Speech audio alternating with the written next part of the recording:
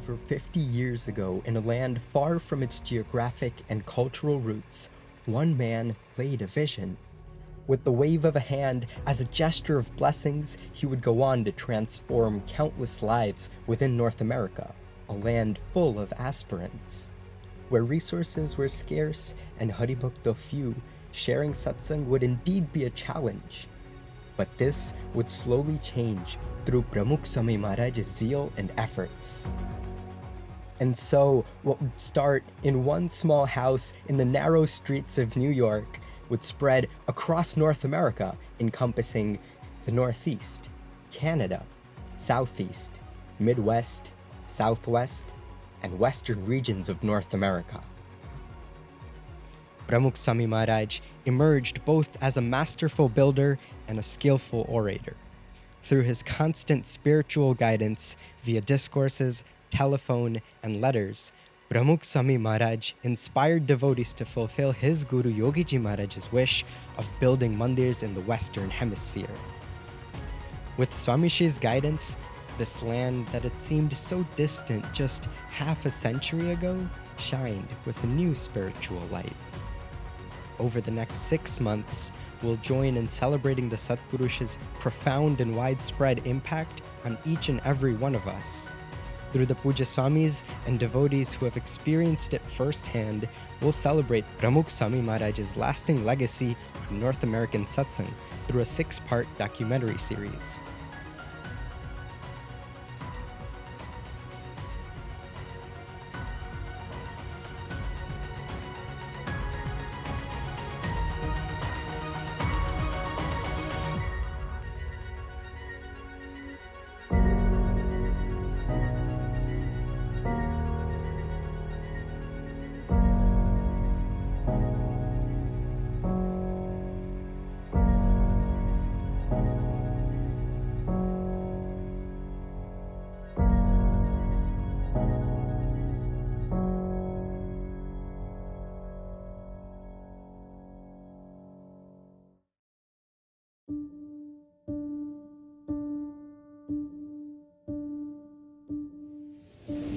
Welcome to Canada, where the snow-capped Rocky Mountains stand tall above the clouds, where the rainbows over Niagara Falls shine bright amongst the crowds, where the freshwater Great Lakes flow with no end in sight, where the beautiful northern lights dance across the night.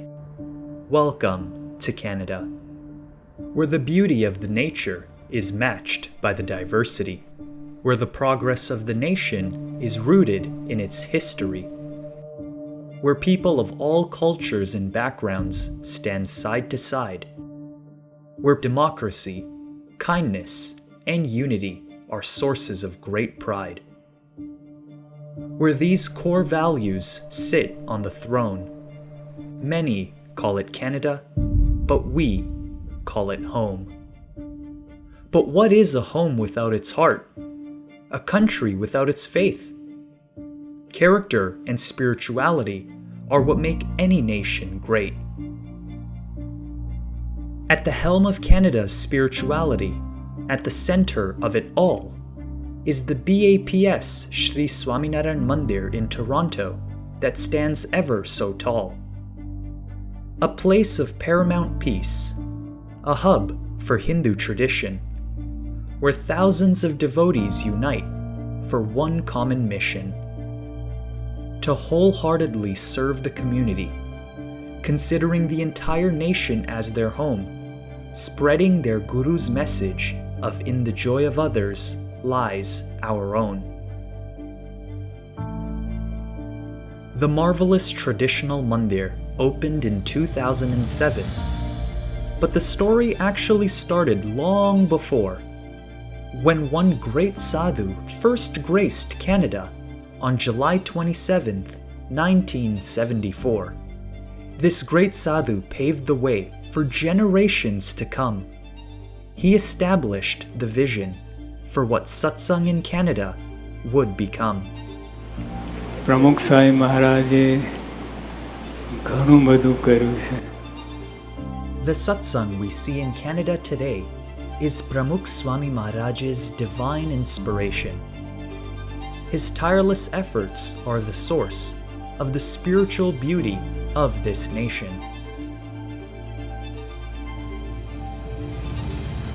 His impact was truly timeless.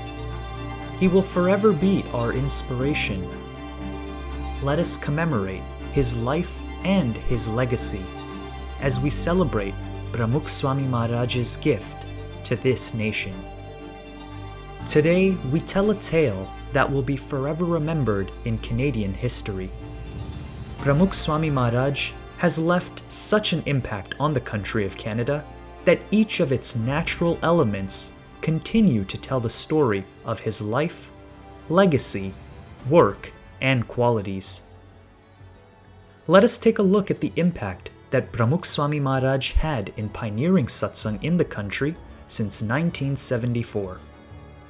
As we hear this story, we will truly be able to deepen our relationship with Swami Shri and understand how lucky we are to have him in our lives. We will truly feel that Swami, apni karuna aparampar hati. Swami Shri, your compassion upon us is truly endless. Swami karuna aparampar.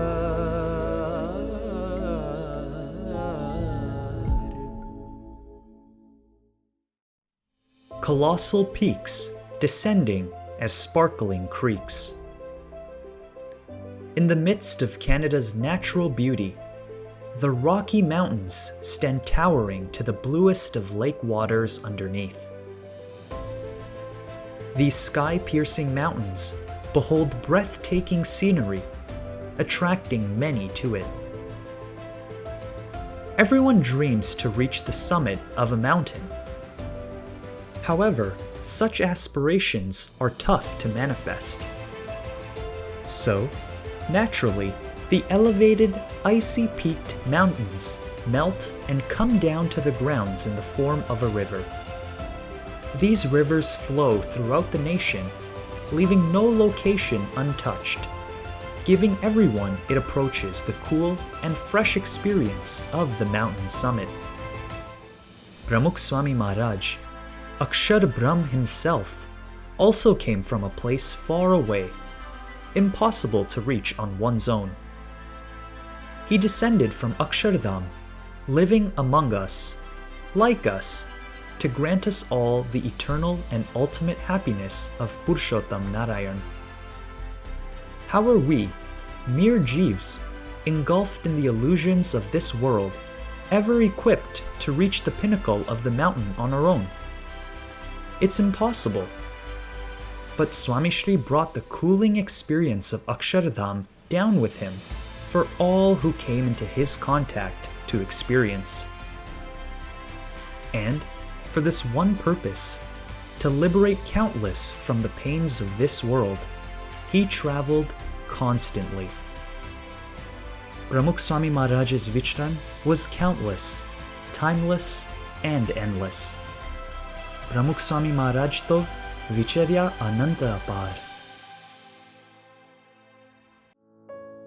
સ્વામી બાપા, આપના Canada વિચરણનો વ્યાપ અમાપ હતો. અમારા સત્સંગની વૃદ્ધિ માટે, અમારા સંસ્કારોના જતન માટે, સમાજના ઉત્કર્ષ માટે. આપે કેનેડાને એક બે વાર નહીં, પણ 13 વાર પાવન કર્યું. અહો, કેવી કરુણા! સ્વામી, આપની કેનેડાની આ વિચરણ ગાથા કેમ ભૂલાશે?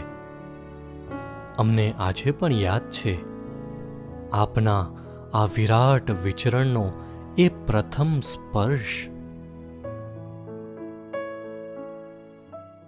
તારીખ 25 જુલાઈ 1974ના રોજ સ્વામીશ્રી ચિકાગો ખાતે બિરાજમાન હતા.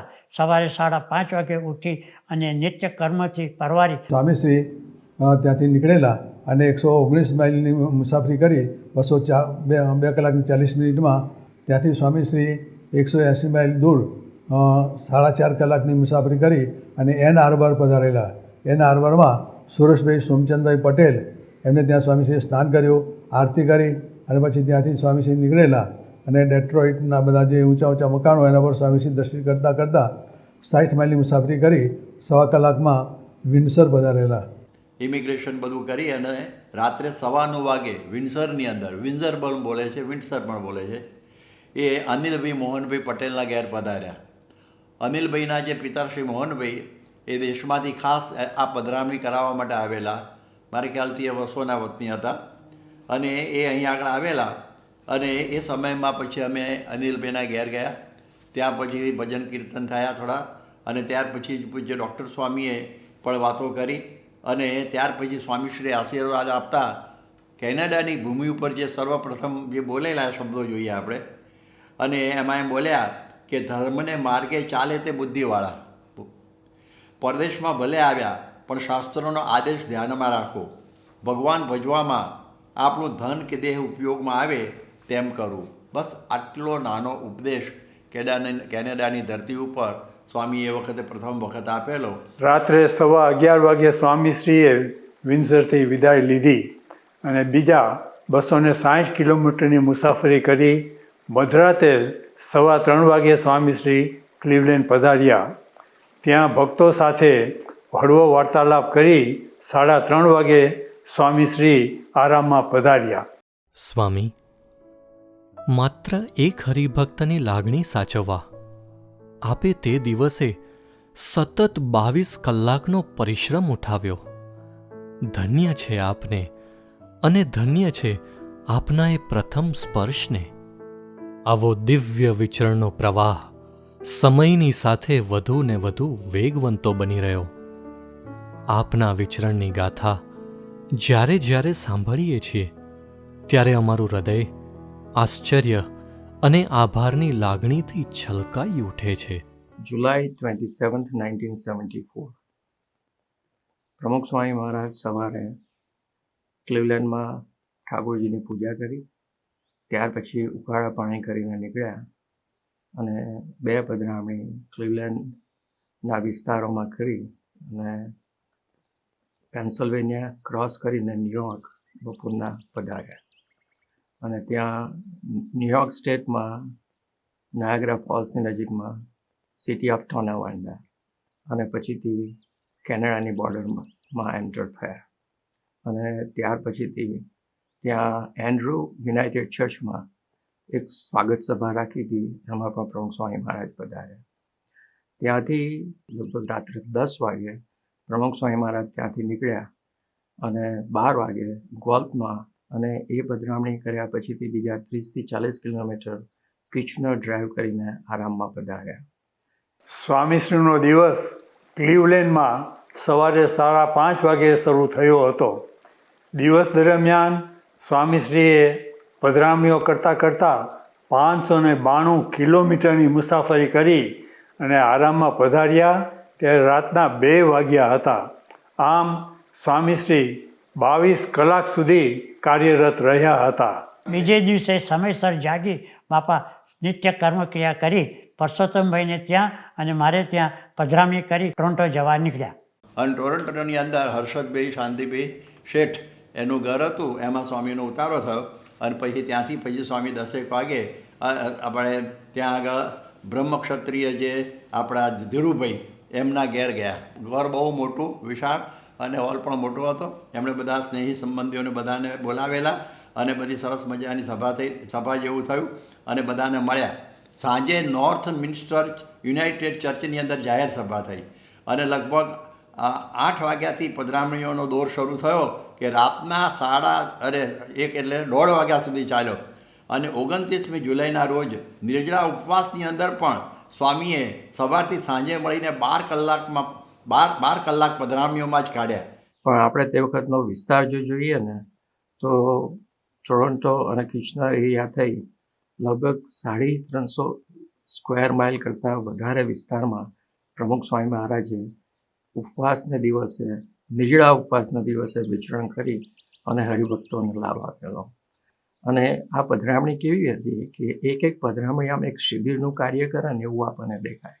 On September 20th, 1977, સ્વામીશ્રી ટોરન્ટોમાં હતા, તો કેવલ અમારા માટે સ્વામીશ્રી 70 કિલોમીટર્સ ટ્રેવલ કરી ને બર્લિંગ્ટન અમારા ઘરે પધરામણી માટે પધાર્યા. સ્વામીશ્રી gave us આશીર્વાદ for settling down in Canada, and at the same time we were expecting our first child. So સ્વામી બાપા એના માટે ધૂન અને પ્રાર્થના કરી ને અમને પ્રેરણા કરી કે અમે રવિ સભામાં જઈએ. આઈ વોઝ સો વરીડ, કારણ કે મને ખબર નહોતી કે પધરામણીમાં આપણે શું કરવાનું હોય, રાઈટ. તો તે માટે ને મૂંઝવણ બહુ થતી હતી, right.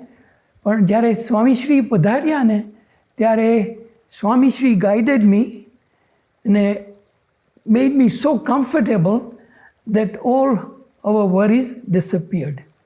This was a heart-touching experience, and only in just one mulakat, Swami Bapa gave us lifetime of memories. આપના વિચરણથી આવા તો અસંખ્ય ભક્તોના કુટુંબમાં સત્સંગના સંસ્કાર દ્રઢ થયા છે.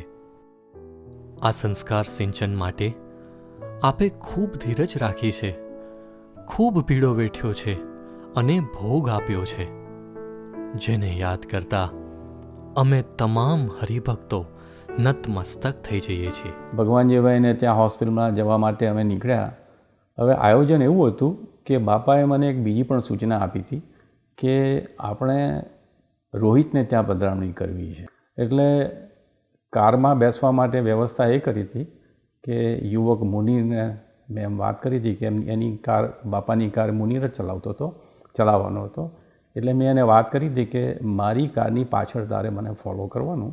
હવે મુનિર પોતે એવી રીતે એને પોતાને ખબર કે રસ્તો ઘર તરફ, એટલે ચંદ્રકાંતના ઘરે પાછા આવવાનો એને પોતાને ખ્યાલ હતો. એટલે એ પોતે મારી સૂચના ભૂલી ગયો અને એ હાઈવે ઉપર ગમે તે રીતે રસ્તો કરી અને મારી કારની આગળ નીકળી ગયો. હવે પ્રશ્ન આ રીતે થયો કે મેં રોહિતભાઈને વાત કરી હતી કે ચંદ્રકાંતભાઈના ઘરે જતાં એ જ્યાં આગળ જે ટૂંકમાં એ એન્ટ્રન્સમાં સ્ટોન છે ત્યાં આગળ તમે ઊભા રહેજો અને પછી બાપા આવે એટલે પછી આપણે તમારે ત્યાં જઈશું. અને એમની કારમાં જવાનું એ રીતે નક્કી કર્યું હતું. એટલે હવે આ મુનિર આવી રીતે આગળ નીકળી ગયો એટલે મને થયું કંઈ વાંધો નહીં, જે રીતે મુનિને મેં કહ્યું છે કઈ રીતે જવાનું એટલે એ રીતે જ જશે અને રોહિતભાઈ ત્યાં ઊભા હશે અને રોહિતભાઈને ત્યાં બાપા પધરામણી કરવા જશે. પછી અમારી કાર એ નિર્ધારિત જગ્યાએ પહોંચી ત્યારે રોહિતભાઈ હજુ ત્યાં જ ઊભા હતા.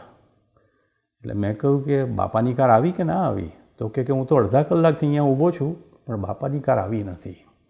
હું મારા મિત્રો સાથે, મારા પરિવાર સાથે ત્યાં ઊભો હતો. લગભગ લંચ સમય થઈ ગયો પણ કોઈ આવ્યું નહીં. મેં કહ્યું ચાલો જઈએ આપણે ચંદ્રકાંતભાઈને ઘરે. પહેલાં તો એ બાપા આગળ પહોંચી ગયા અને બાપાને વિનંતી કરી કે બાપા મારે ત્યાં પધરામણી કરવાની હજુ બાકી છે. એટલે પછી હું ક્યારનો ત્યાં આગળ નરેશભાઈએ વાત કરી હતી એટલે ઊભો હતો પણ આપની કાર જોઈ નહીં એટલે હું અહીંયા આગળ આપને વિનંતી કરવા આવ્યો છું. થોડી વાર પછી બાપા કહે છે કે ના અમે આવીને જ લંચ કરીશું, પહેલાં ચાલો રોહિતને ઘેર જઈએ.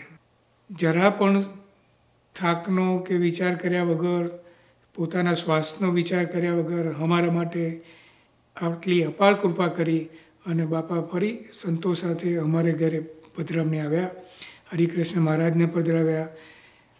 બાપાએ અમારા ઘરને પ્રસાદીનું કરી આપ્યું. આખા ઘરમાં બાપાએ ફૂલનો પ્રસાદ કર્યો.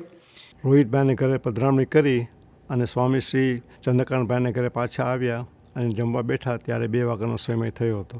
સ્વામીશ્રીએ વાત કરી કે વ્યવસ્થા આપણા ભોગે કરવી, હરિભક્તોના ભોગે ન કરવી. સામાન્ય વ્યક્તિ જેમ ઉંમર વધે તેમ પોતાના દેહનું જતન વધારતો જાય, પણ સ્વામી બાપા આપ ક્યાં સામાન્ય હતા? વધતી ઉંમરે આપે દૈહિક ભીડો પણ વધાર્યો. સ્વામી, યાદ છે અમને જ્યારે 1974માં 54 વર્ષની વયે આપ સૌ પ્રથમવાર કેનેડા પધાર્યા. તે દિવસે આપે સતત 22 કલાકનો ભીડો સહન કર્યો હતો. 80 વર્ષની ચૈફ વયે 2000ની સાલમાં જ્યારે આપ લંડનથી સીધા ટોરોન્ટો પધાર્યા તે દિવસે પણ આપે સતત 21 કલાકનો ભીડો સહન કર્યો હતો. વચ્ચેના 26 વર્ષના સમય દરમિયાન બાયપાસ સર્જરી ઉપરાંત આપ કેટલી શારીરિક મુશ્કેલીઓમાંથી પસાર થયા છો તે અમે જાણીએ છીએ. લંડનથી ટોરોન્ટો પધાર્યા તે દિવસનો આપે સહન કરેલો ભીડો જાણે ઇતિહાસમાં લખાવા માટે જ સર્જાયો હતો. તેના અમે સાક્ષી છીએ. 17મી તારીખે એ પોતે ટોરોન્ટો જવાના હતા, એટલે વહેલી સવારે એમના નિત્યક્રમથી પરવારી પ્રાતઃ ભ્રમણ કરી સ્વામીશ્રીએ પૂજા કરી, પછી ભગવાનના દર્શન કરીને આવી અને પછી અલ્પાહાર કરી અને 10:15 વાગે સ્વામીશ્રી એરપોર્ટ જવા નીકળ્યા. The flight took off at 12:21 in the afternoon, and throughout the entire 7.5-hour journey, Swami Shri was nothing but engaged in seva and duties, and even I remember the Thar and the Aarti, which took place at 37,000 feet. And one lovely moment was Swami Shri came into the flight deck and sat with myself and the other captain, Parimal Bey Pancholi, and gave us Ashirwad and did Satsangni Vato. And as soon as he left the flight deck, he went straight back to his seat and was immediately engaged in letter writing with Dharmacharan Swami, and in between times holding meetings with our santos. And even between those times, Swami Shri, I mean, it would astound you to know that Swami Shri just sat there with Hari Bhaktas, giving them Ashirwad and Magdarshan throughout the entire flight until we arrived. Flight દરમિયાન સ્વામીશ્રી મને વ્યક્તિગત મળ્યા. હું પહેલી વાર જ Canada આવી રહ્યો હતો. સ્વામીશ્રીએ મારા કુટુંબની વિગત જાણી, કેનેડામાં જલ્દી સેટલ થઈ જવાય અને સત્સંગમાં ખૂબ સારી સેવા થઈ શકે તે માટે મને માર્ગદર્શન અને આશીર્વાદ આપ્યા. લંડનથી બપોરના 12:21 વાગે ટેક ઓફ કરી અને 2:30 વાગે લેન્ડિંગ કરેલું. અને મેં હમણાં કહ્યું ને એમ પછી બ્રોકપોર્ટ હરિમંદિરે આવ્યા, સ્વાગત સભા થઈ અને પછી ત્યાં ફરી વખત સાંજે પૂર્ણિમાની સભા કરી અને 10 વાગે આરામમાં પધાર્યા. ત્યારે લંડનના રાતના 3 વાગ્યા હતા. એટલે આટલો શારીરિક ભીડો સ્વામી વેઠતા. જેટ લેગને કારણે આ પ્રમાણે ઘણી વખતે સંતોને હરિભક્તોને પણ ત્યાં બધા ઝોકાવતા હતા, પણ સ્વામી 80 વર્ષે એકદમ ફ્રેશ થઈને બધાને સુખ આપતા હતા, એ પણ યાદ આવે છે. સ્વામી બાપા, આપે સહન કરેલો ભીડો તો કલ્પનાતીત છે. માત્ર એક પધરામણી માટે આપે 200થી 300 કિલોમીટરનો પ્રવાસ કર્યો. અમારા મન સાચવવા આપે ભોજનનો સમય પાછો ઠેલ્યો. નિર્જળા ઉપવાસમાં પણ આપે સતત 12 કલાકની પધરામણીઓ કરી. લંડનથી કેનેડા પધાર્યા તે દિવસે સતત 21 કલાક આપ પ્રવૃત્તિમય રહ્યા. દેહનો અને મનનો આવો અસહ્ય ભીડો શા માટે સ્વામી? એટલે ત્યાં આદર્યું કામ અતોલ પરલોક પામવા, ત્યારે ખરી જોઈએ ખોળ મોટા વેગનને વામવા.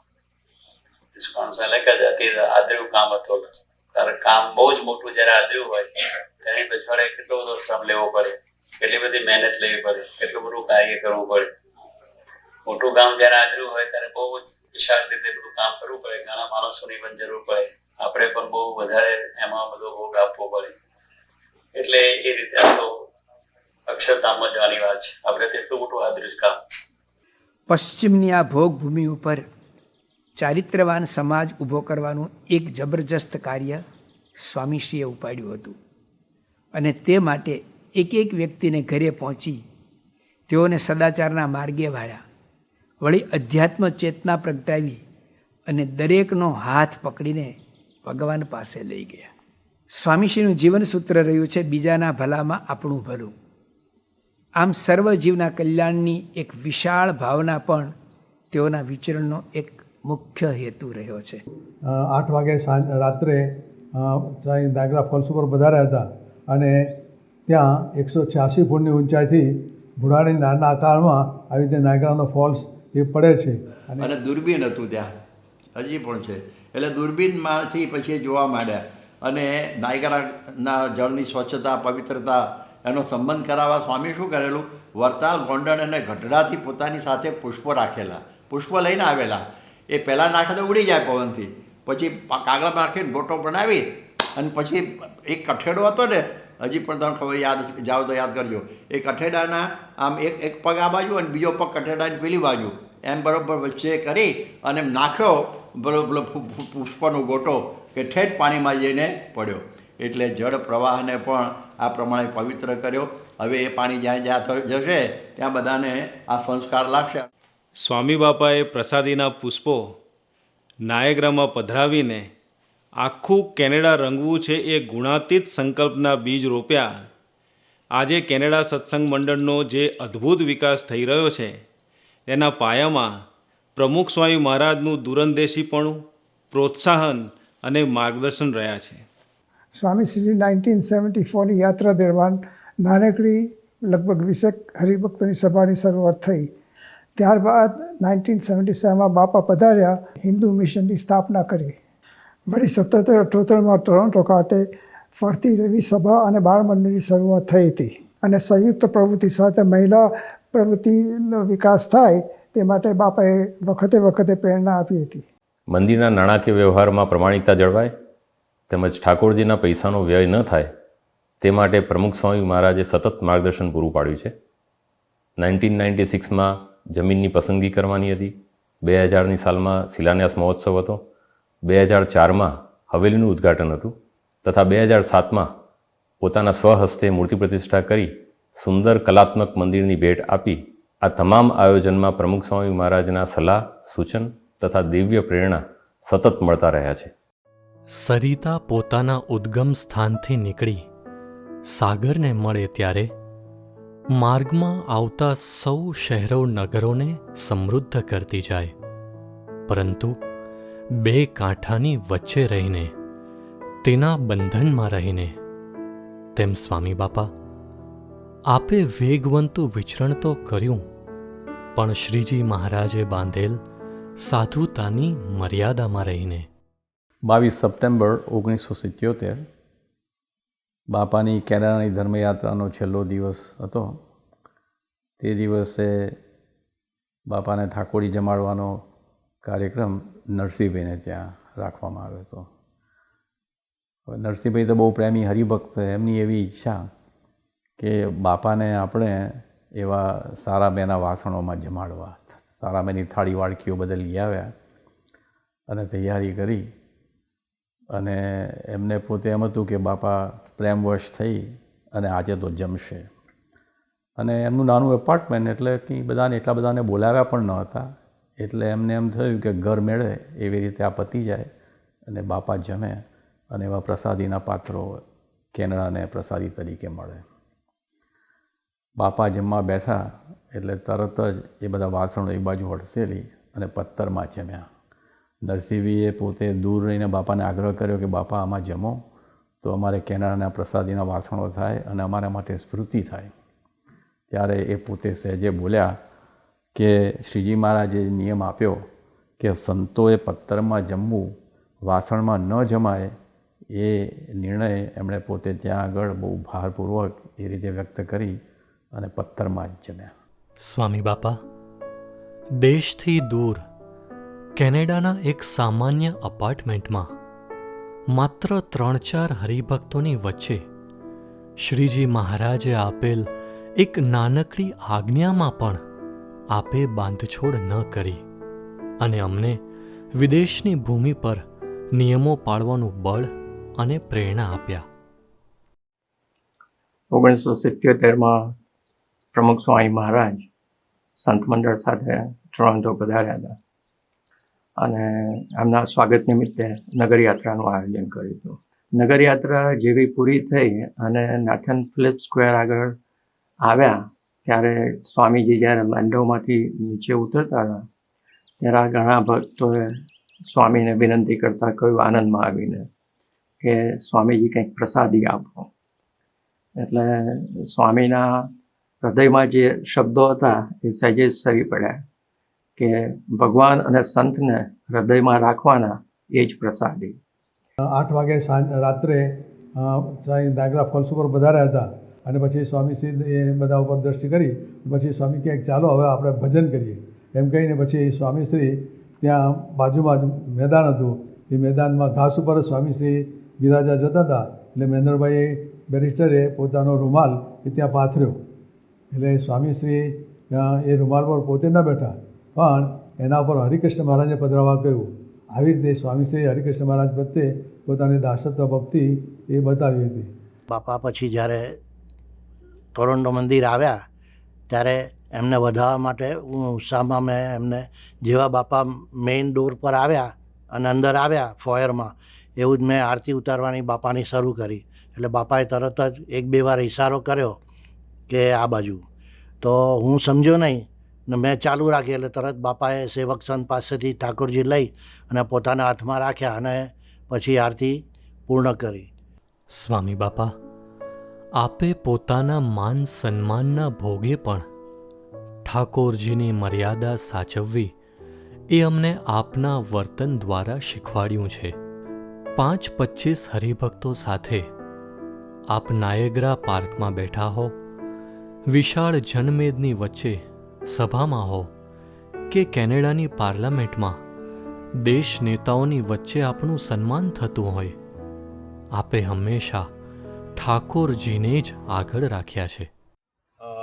June 13th, after lunch with Hari Krishna Maharaj, Bapa and Hari Bhaktos, Santos, we left to go to Parliament Hills. During the visit, the Hari Bhaktos and very anxious and bit nervous because it was a very big occasion, but Bapa was very relaxed, and I had my privilege to drive Bapa to the Parliament Hills. ત્યાર પછી security clearance કર્યા પછી Bob કપલાન સ્વામીશ્રીને receive કરવા આવ્યા હતા. તેઓ ખૂબ ભાવથી સ્વામીશ્રીને મળ્યા. ત્યાર પછી અમે બધાએ વિઝિટર્સ ગેલેરીમાં અમારું સ્થાન લીધું અને નીચે જોયું તો પાર્લામેન્ટનું સેશન ચાલુ હતું અને લગભગ 125થી વધારે મેમ્બર ઓફ પાર્લામેન્ટ બેઠા હતા. સ્પીકરે પોતે પાર્લામેન્ટમાં જાહેરાત પણ કરી કે ભારતથી પધારેલા હિન્દુ સંત હિઝ હોલીનેસ પ્રમુખ સ્વામી મહારાજનું કેનેડાની પાર્લામેન્ટમાં સ્વાગત છે. Wish to draw to the members' attention the presence in the gallery of Pramak Swami Maharaj, head of the Swaminarayan Hindu mission. તે જ સમયે પૂર્ય સ્વામીશ્રીએ બાજુમાં બેઠેલા સેવક સંતને ઠાકોરજી લઈ અને ઊભા થવાનો ઈશારો કર્યો. સ્વામીશ્રી પણ પોતે ઊભા થયા અને હાથ જોડી અને સર્વનું અભિવાદન સ્વીકાર્યું.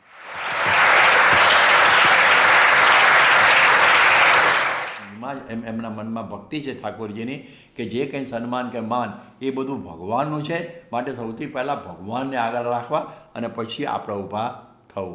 એટલે બધા બહુ ખુશ થઈ ગયા. બધા મેમ્બર્સને ખબર પડી કે ઓહો, આ તો આપણે બહુ નવું જાણવાનું મળ્યું કે ગોડ શુડ બી ફર્સ્ટ.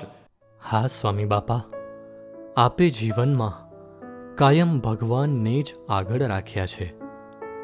કેનેડાની પાર્લામેન્ટમાં આપનું સ્વાગત થયું એ માત્ર કેનેડા મંડળ માટે જ નહીં, પરંતુ અખિલ સ્વામિનારાયણ સંપ્રદાયના ઇતિહાસમાં એક મહત્વની ઘટના હતી. આ ઐતિહાસિક સન્માનને એકદમ સહજતાથી આપે પ્રથમ ઠાકોરજીના ચરણે અર્પણ કર્યું. આપની આ પરાભક્તિને જોઈને અમારા સૌના અંતર ભક્તિભાવથી નમી પડ્યા.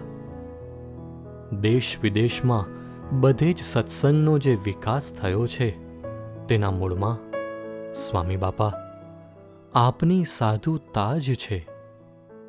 મહંત સ્વામી મહારાજ, સ્વામી બાપાએ તો અમાપ વિચરણ કર્યું છે, પણ આપના મતે તે વિચરણની વિશેષતા શું હતી? દેશ પ્રદેશમાં સ્વામીએ ઘણું વિચરણ કર્યું છે, એમાં શંકા નથી. અને છતાંય ધર્મ નિયમ સાધુતા એ જાળવી રાખે છે. નહીં તો બીજા હોય તો દેશ એવો વેશ કરવો પડે. પણ સ્વામીએ તો પોતાનો અસલ વશ અને મૂળ તો સાધુતા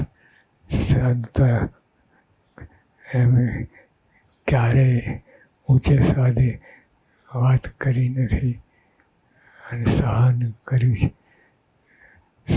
કર્યું બહુ સહન કર્યું.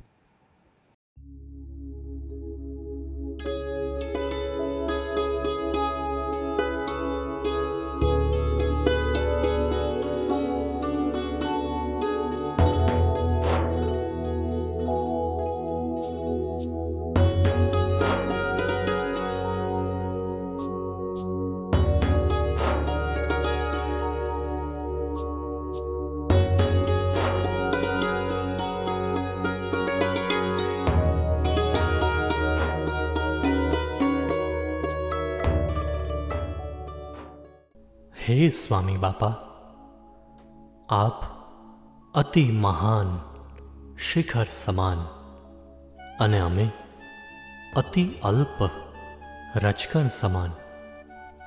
ક્યાં તમે ને નાથ, ક્યાં અમે રે.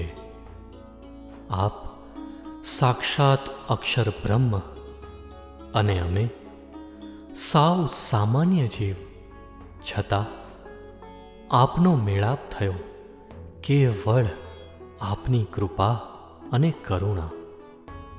આપની અપરંપાર કરુણાનું ઋણ સ્વીકાર કરતા અમે આપને વચન આપીએ છીએ, આપે કરેલા પુરુષાર્થને અમે સાર્થક કરીશું.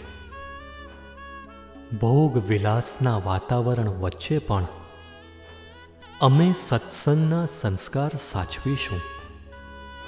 સેવા અને સમર્પણના માર્ગે ચાલીશું. ભગવાનને જીવનનો એકમાત્ર આધાર બનાવીશું. કાયા નિચોવી કર્યા કૃતારથ, વિચર્યા અનંત અપાર. વિચર્યા અનંત અપાર, સ્વામી કરુણા અપરંપાર.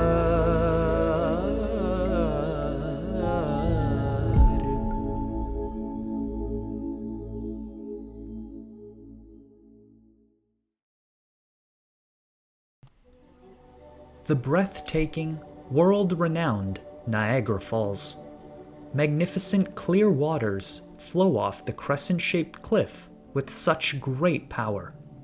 Niagara Falls is one of the wonders of the world. Even on the coldest of days, the flow of the falls never stops, and on the warmest of days, the mist of the waters provides a cooling atmosphere for all to enjoy. Just like the overflowing, powerful force of Niagara Falls, this satsang has experienced a continuous flow and shower of love from none other than Pramukh Swami Maharaj. Just like the falls, Swami Shri's love was incredibly powerful. He continuously loved, and that inspired all towards better living. His love was divine, selfless, and unconditional. It simply knew no boundaries, touching hearts while eradicating impurities. Just as the rainbow smiles high over the falls, Swami Shri colored the lives of many with the joys of satsang. Pramukh Swami Maharaj's affection was pure, vast, and limitless. Pramukh Swami Maharaj to Varasya Anaradhar. પ્રમુખ સ્વામી મહારાજ ખૂબ બધાને લાભ આપ્યો. કથા વાર્તાનો, ભજન ભક્તિનો અને પધરામણીઓનો, અને એક સાથે એટલો ગાઢ પરિચય બાપાએ કરી લીધો ને, કારણ કે બધાને એટલો બાપાનો પરિચય નહીં, પણ ટૂંક સમયની અંદર બાપાએ બધાને પોતાના કરી નાખ્યા.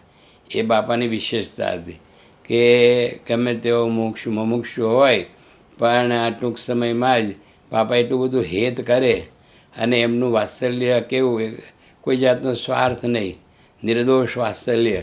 તો બધાને એવા ખેંચ્યા અને સારામાં સારું મંડળ આપણું ત્યાં આગળ ટોરોન્ટોની અંદર એ તૈયાર થયું. In 2004, the Yuvak Mandal had an opportunity to sing a bhajan in front of Swami Shri. So we decided to sing the Chosat Padi because Swami Shri really likes it.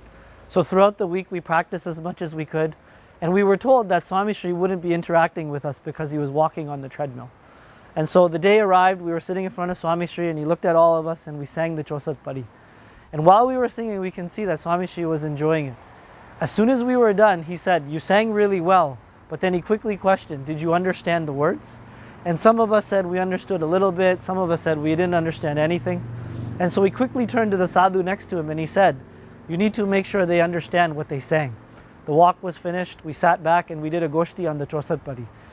We made sure we understood everything that we had sang in front of Bapa. Fast forward to that evening. The prasang didn't end there. We were doing our parking sevas. We were in Shayona. The day had passed.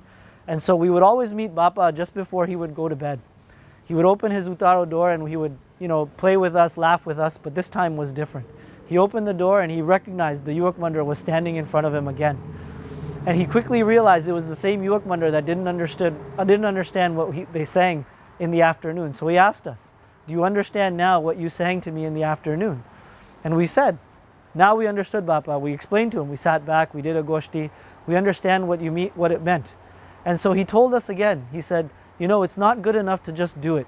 You need to understand why you're doing it." And so this was a big lesson for me as I advanced my career. I am in charge of national health care across Canada, and my job is to reorganize and reconfigure jobs. And the first question I always ask is, do you know why you do what you do? And starting with that really helps me narrow down where efficiencies are.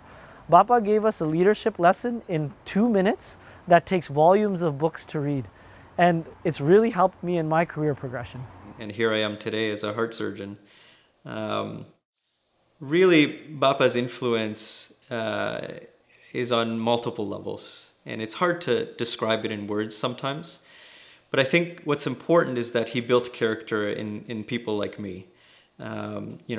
People who otherwise, without a guru like Bapa, would be aimless and would not necessarily have that connection with people.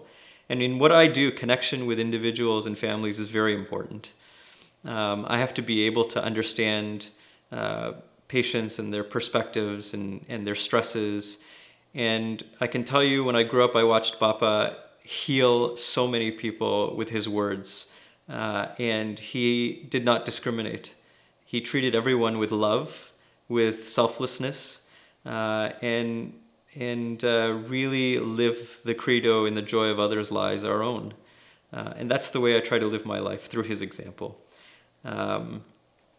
I will never forget the memories of him.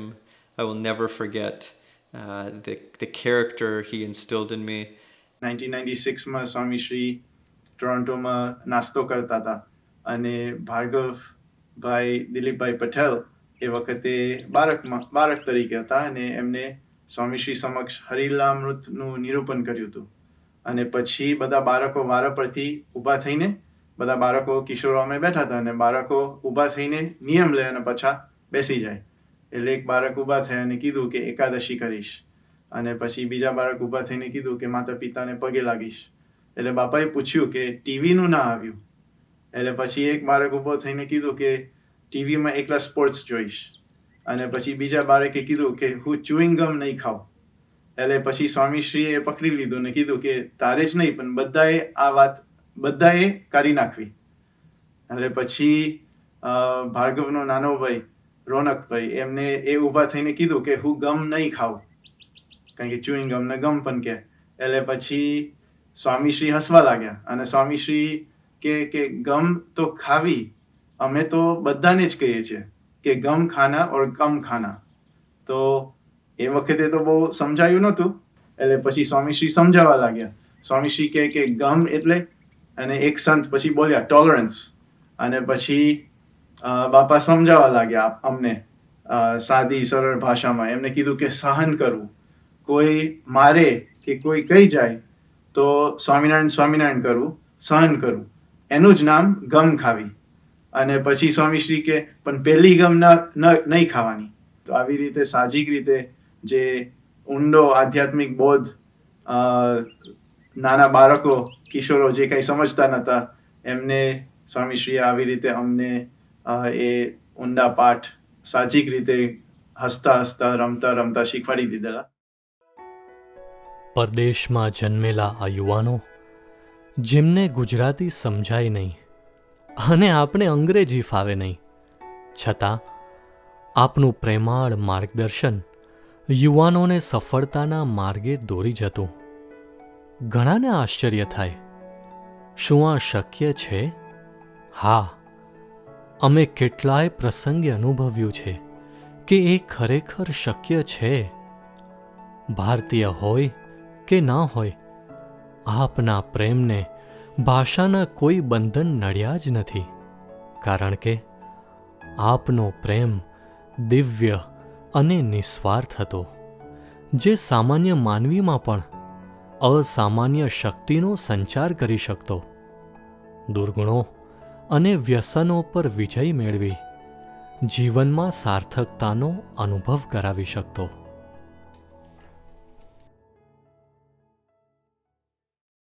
Architect George પાપાડોપોલસ આપણી સંસ્થા સાથે લગભગ 1997થી સંકળાયેલા છે. ટોરોન્ટોમાં અને શિકાગોમાં મંદિર અને હવેલીના પ્રોજેક્ટમાં એમને સાથે ઘણું કામ કરવાનું થયું. આમ તો ખૂબ જ સ્વતંત્ર સ્વભાવના અને સામાન્ય રીતે કોઈની પણ શહેમાં દબાઈ નહીં તેવા માણસ. 4 માર્ચ 1998ના દિવસે ગાંધીનગર ટોરોન્ટોથી આવેલા શ્રી અરુણ પ્રધાન, શ્રી જ્યોર્જ પાપાડોપોલોસ તથા શ્રી નરેશ રોય સાથે લગભગ 1 કલાક મીટિંગ કરી. And from there we went to a hall, like a room, where His Divine Holiness was there. And Arun Bhai was telling him that despite his health, like he's gonna do his best. So, what was wrong with you, Arun Bhai? And it's my heart. I had a bypass. So he really touched me more than physically touched Arun Bhai on his chest, and he made a little prayer, and that was a blessing for Arun to keep him healthy. And then he gave him his prayer beads. George ને આ સમયે મનમાં જરા સંકલ્પ થયો કે અરુણભાઈને માળા આપી અને મને પણ મળે તો. તરત જ સ્વામીશ્રીએ અંતર્યામીપણે માળા મંગાવી સેવક પાસે, અને પછી જેટલો ટાઈમ મીટિંગ ચાલી એટલો ટાઈમ સ્વામીશ્રીએ માળા ફેરવી પાછી, એને પ્રસાદીની કરી અને તેને માળા કેવી રીતે ફેરવવી તે પણ શીખવ્યું. પછી માળા આપી અને તેના માથા પર હાથ મૂક્યા, આશીર્વાદ આપ્યા. જ્યોર્જ પણ ભાવ વિભોર થઈ ગયો. A prize, an acceptance, that's something like that. You know, like I felt I'm fine. Don't worry, George, you're in the right place. પણ સ્વામીશ્રીના યોગમાં આવ્યા પહેલાં જે તેઓ દારૂ અને સિગરેટના શોખીન હતા અને પ્રસંગોપાત હન્ટિંગ પણ કરવા જતા, પણ કોઈ દિવસ બાપાએ વ્યસન મુક્તિનો કોઈ ઉપદેશ આપેલો નહીં. છતાંય, અને બાપા તો ઇંગ્લિશ બોલે નહીં, જ્યોર્જ ગુજરાતી સમજી ન શકે, આ બધું હોવા છતાં પણ સ્વામીશ્રીની દિવ્ય કરુણાની વર્ષામાં એના બધા જ દુર્ગુણો ધોવાઈ ગયા. એ ક્યારે અને કેવી રીતે કોઈને પણ ખબર ના પડી, જ્યોર્જને પણ ના ખબર પડી. I wasn't like that. I had a bunch of people, my friends, or used to be my friends. I used to drink a lot, smoke a lot, play. The transformation is really great, and I can't, like, when you are transformed, you don't know why and how. It's a feeling that you have. And from the times that I used to go hunting when I was younger and stuff, now if I see an animal in need, I take him and take care of him. That is a transformation. When did it transform from this to that? It did when I met His Holiness, not before. I don't drink. I didn't go to Anonymous, Alcoholic Anonymous. I just stopped. It's a power. The transformation gave me power to be good, and I'm happy with it. I don't want to trade it. He changed me to a person that, how can you have no needs? How can you be content? It's not something that you work on. It's a gift. That's His gift to me. He made me a happy person. સ્વામી બાપા, આપ તો સંસારથી વિરક્ત, એવા વિરલ સંત વિભૂતિ, છતાં અમારા જીવનના કે અમારા કુટુંબના દરેક નાના મોટા પ્રસંગોમાં, દરેક પ્રશ્નોમાં આપ અમારી સાથે ઊભા રહ્યા, સહારો બનીને, સ્વજન બનીને, સુખ દુઃખના સાથી બનીને. I met Swami Shri in 2007 to discuss the Mandir Murti Pratishtha. During that time, Swami Shri asked me to stay behind to talk about a different issue. The topic he raised was to talk about Hari Bhakta by the name of Ramesh Bhai Kanani, who was facing difficulties and challenges setting up a new business. Bapa asked me to see if I could help Ramesh Bhai set up a new business. I immediately obliged and said I would do that. Help him and guide him. Obviously, I did not know Ramesh Bhai at that time. Since this was a direct message from Bapa, I made every effort to help him and his family to set up a new business. During this setup time, I was being challenged by my people and by my friends. Why am I helping Ramesh Bhai so much? I had to overcome a lot of challenges and obstacles within my own organization. This could not have happened without the blessings and the divine intervention of Swami Bapa. સ્વામી તો કહેવાય કે માગીએ ખોબો અને દઈ દે દરિયો. કારણ કે 2006માં જ્યારે મેં સ્વામીશ્રીને આશીર્વાદ માટે પત્ર લખેલો ત્યારે સ્વામીશ્રીએ મારા માટે ઠાકોરજી પાસે પ્રાર્થના કરી અને મને આશીર્વાદ પત્ર મોકલેલો. પરંતુ સ્વામી આશીર્વાદ આપીને ભૂલી નથી જતા. કારણ કે 2007માં જ્યારે ટોરન્ટો મંદિરની મૂર્તિ પ્રતિષ્ઠાનો આટલો ધામધૂમથી ઉત્સવ ચાલતો હતો, એવા પ્રસંગે પણ મારા જેવા નાના કાર્યકરને યાદ રાખી દીપકભાઈને ભલામણ કરી કે આપણે આને મદદ કરવાની છે. કારણ કે મેં તો 2006માં પત્ર લખેલો તો 1 વર્ષ પછી પણ સ્વામીશ્રીએ મને યાદ રાખી અને મારા માટે બધી વ્યવસ્થા કરી આપી. તો આજે સ્વામીશ્રીના કૃપાથી આશીર્વાદથી મારો બિઝનેસ સરસ ચાલે છે. પણ સ્વામીશ્રીનો એટલો જ ગુણ નહીં, પણ જ્યારે ધામમાં ગયા ત્યાં સુધી મને ક્યારેય સ્વામીશ્રીએ યાદ નથી કરાયું કે અમે તમને મદદ કરી હતી. મારી બીજી દીકરી પ્રયોસાનો જ્યારે જન્મ થયો ત્યારે અમે બધા ખૂબ આનંદમાં હતા અને એ વખતે મારો મિત્ર પણ મારી સાથે રહેતો હતો. એક રાત્રે મારો મિત્ર ઘર મંદિરમાં પૂજા ગોઠવતો હતો. એટલે મેં પૂછ્યું કે તું શું કરે છે? તો કે આ પ્રયોસાને આજે 6 દિવસ થયા છે, એટલે કે છઠ્ઠીના દિવસે રાત્રે 12 થી 3ની વચ્ચે વિધાતા લેખ લખવા આવશે, એટલે આપણે આ વિધિ કરવી પડે. એટલું કરીને એ તો સૂઈ ગયો, પણ મને ઊંઘ ના આવી. મેં કીધું કે આપણી દીકરીના લેખ તો આપણા ગુરુ લખે. તો એ વિચાર સાથે મેં કીધું કે સ્વામી બાપાને કાગળ લખીએ. તો બાપા ક્યાં હશે અત્યારે? પછી માહિતી મળી કે બાપા તો ઓસ્ટ્રેલિયા છે, સિડનીમાં. તો મેં પત્ર લખ્યો અને લખ્યું કે બાપા, અમારા ભાગ્ય વિધાતા તો આપ છો. મારી દીકરીના આજે 6 દિવસ થયા છે, તો 6ના દિવસે આશીર્વાદ આપવા માટે બાપા આપ જ પધારજો. એવા ભાવ સાથે મેં આજે પત્ર લખ્યો. તો લગભગ 12:45ના ટાઈમે મેં સ્વામી બાપાને ઓસ્ટ્રેલિયા ફેક્સ કર્યો. ફેક્સ કરીને હું જસ્ટ સુવા જ જતો હતો, થોડીક જ મિનિટોમાં રિપ્લાય આવ્યો. હું જોઈને જ રડી પડ્યો એકદમ. 30 જ મિનિટમાં કેવી રીતના શક્ય બને?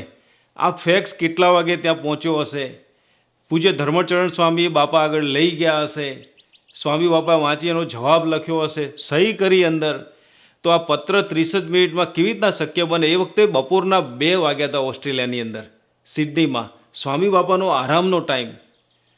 પણ છતાં પણ સ્વામી અમારી ભાવનાને સમજ્યા કે છઠ્ઠીના લેખ તો એ જ રાત્રે લખવાના હોય, તો મારી નાનકડી દીકરીને આશીર્વાદ, છઠ્ઠીના લેખના આશીર્વાદ આપવા માટે બાપાએ પોતાના આરામને ઠેલીને પણ સ્વામીએ આટલો ભીડો વેઠીને એને એ જ રાત્રે આશીર્વાદ મોકલાવ્યા. In 1991, my father Mukesh Bhai Patel was diagnosed with cancer. The brain tumor slowly spread to the rest of his body throughout various organs. In a span of 4 to 5 years, he was slowly deteriorating, and to the point where in his final years, the only way he was able to communicate was through his eyes, through just blinking. This whole process was really heartbreaking for the whole family, including my mother, including for myself. 18 જુલાઈ 1995ના રોજ મારા દીકરા મુકેશભાઈનું અવસાન થયું. And in 2000, when Bapa came, my dada took me when I was still small to Bapa for mulakat after Bapa's lunch. At that time, Bapa's told me ke ame chene. At that time, those words stuck with me my whole life. Any single time I had any stress in my life or any time I was confused, I always remembered those words that Bapa told me ke ame chene. And for me, that was all I really needed, because I knew ke he had my back. I knew that he would always support me no matter what and look over me. My whole life, I always remember these words, and if I'm taking any big steps or if I have any hurdles along the way, I know that he's always there by my side. સ્વામી બાપાએ કહ્યું, અમે છીએ ને, આ ખાલી કહ્યું એટલું જ નહીં, રિતેશના જીવનમાં ડગલે અને પગલે એની સાથે ઊભા રહ્યા. રિતેશના પિતા બનીને એનામાં રસ લીધો, એને માર્ગદર્શન આપ્યું, એને સમય આપ્યો. બાપાની આ લાગણી અને હૂંફને લીધે જ આજે રિતેશ મેડિકલ પ્રોફેશનમાં સારી રીતે સેટ થઈ ગયો છે અને સત્સંગમાં પણ ઘણો જ આગળ વધ્યો છે. Thank you, Bapa. You gave me purpose in life. You gave me support, and I will never forget that. I will forever be grateful. Bhagwanjibhai Mandaviya આપણા જૂના હરિભક્ત કેન્સરને પીડિત હતા અને પ્રિન્સેસ માર્ગરેટ હોસ્પિટલમાં હતા. બાપા ચંદ્રકાંતભાઈના ઉતારે આવ્યા પછી બીજે દિવસે સવારે ઉકાળા પાણી બાદ બાપાએ મને સહેજ જ પૂછ્યું કે આ હવે કાર્યક્રમ શું છે તારો? અને હજુ કાર્યક્રમનો હું જવાબ આપું એ પહેલાં બાપા કહે કે તારો કાર્યક્રમ જે હોય એ, પણ આપણે ભગવાનજીને મળવા જવું છે. એટલે મેં સહેજ જ કહ્યું કે બાપા આપણા કાર્યક્રમમાં ભગવાનજીભાઈને મળવાનું પણ નક્કી કરેલું છે. કે તો બરાબર. હોસ્પિટલના નિયમ પ્રમાણે કેન્સર પેશન્ટને માસ્ક પહેરીને મળવા જવું પડે, એટલે સ્વામીશ્રી અને વિવેક સાગર સ્વામીએ માસ્ક પહેર્યું, હાથ સેનેટાઇઝ કર્યા અને 5મે માળે ભગવાનજીભાઈને મળવા પધાર્યા. હવે ભગવાનજીભાઈ તો પોતે બહુ એવી રીતે નાજુક પરિસ્થિતિમાં હતા. મેં કહ્યું ને, આઇસોલેશન વોર્ડમાં હતા. એટલે બધી રીતે જે સેનિટાઇઝેશનનો બધો પ્રોટોકોલ ફોલો કરવાના, હોસ્પિટલના ગાઉન પણ એ રીતે પોતે પણ વ્યવસ્થિત ગાઉનને બદલે પેન્ટ શર્ટ પહેરી અને જાણે બાપાને વ્યવસ્થિત રીતે સ્વાગત કરવું એ રીતે પોતે તૈયાર થઈ અને પોતાની રૂમમાં બેઠા હતા. બાપાએ અને પૂજ્ય વિવેક સાગર સ્વામી બંનેએ પોતે એવી રીતે માસ્ક પહેરી અને રૂમમાં એ રીતે હરિકૃષ્ણ મહારાજને લઈને ગયા, હરિકૃષ્ણ મહારાજના દર્શન કરાવ્યા અને એ રીતે પછી ત્યાં આગળ ભગવાનજીભાઈને પણ આશીર્વાદ આપ્યા. ભગવાનજીભાઈ માટે આ તો અને એમને પોતાને પણ ખબર હશે, કારણ કે મને ખબર હતી વાતચીત કરતાં એમને પોતાને પણ ખ્યાલ હતો અને કે આ મારા જીવનના અંતિમ દિવસો છે. પણ એ અંતિમ દિવસનો એમને ક્ષોભ કે દુઃખ કંઈ જ નહોતા. પણ બાપા મળ્યા એટલે જાણે મને નવી જિંદગી પ્રાપ્ત થઈ ગઈ. એ તો ચોક્કસપણે કહી શકાય કે એમના મોઢા પરથી એ પ્રકારની આનંદની લાગણી હતી. BAPS એક પરિવારનું સૂત્ર, આપે જ અમને દ્રઢાવ્યું છે, કારણ આપ દરેકને પોતાના સ્વજન માનતા, કોઈ પણ વ્યક્તિની લાગણીને પળવારમાં સમજી જતા. સ્વામી, તમારા પ્રેમને અમે શું નામ આપીએ? કોઈને પિતાનો સહારો આપ્યો તો કોઈને માતાનું વાત્સલ્ય, હજારો અને લાખો લોકોના આત્મીય સ્વજન બની આપે નિસ્વાર્થ પ્રેમ બસ અનરાધાર વરસાવ્યો જ છે. તે કેમ ભૂલાશે?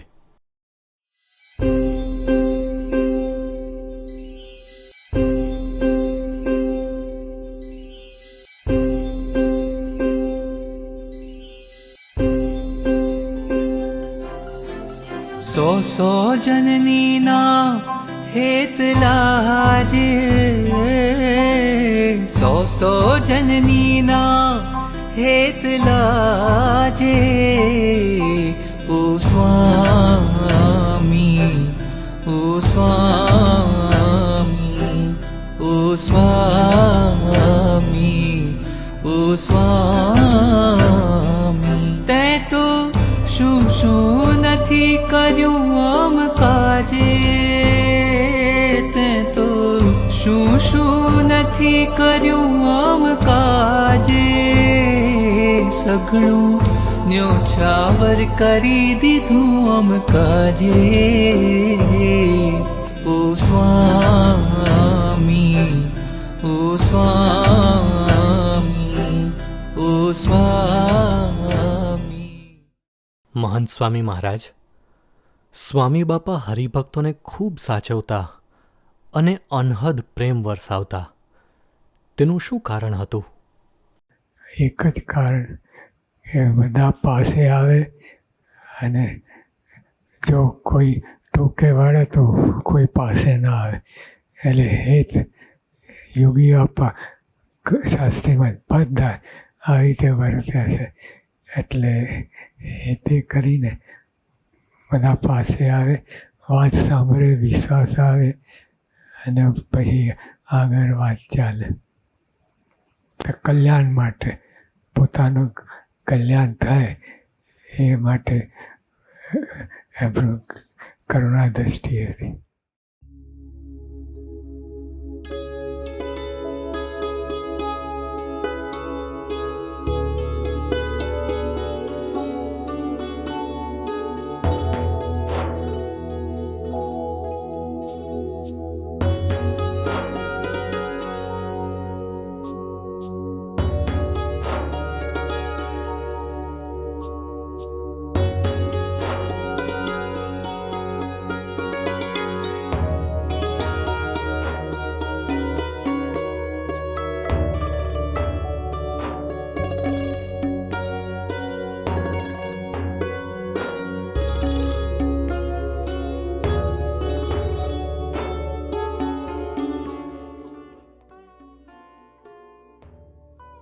સ્વામી બાપા, અમને ભગવાનના માર્ગે દોરી જવા માટે આપે અપાર ધીરજ રાખી છે, નિસ્વાર્થ પ્રેમ આપ્યો છે, અસીમ કરુણા વહાવી છે.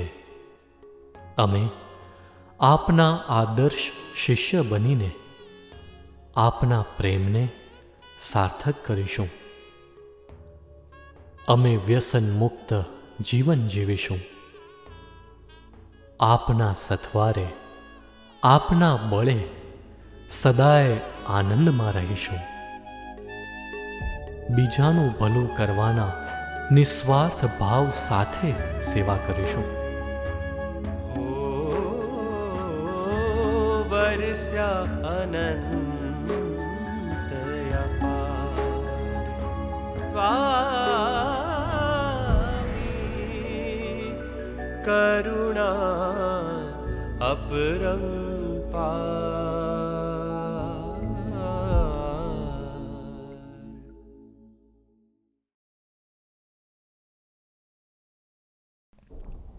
Extending high into the sky and radiating beauty from all of its angles, the maple tree catches looks of admiration from all those who pass by.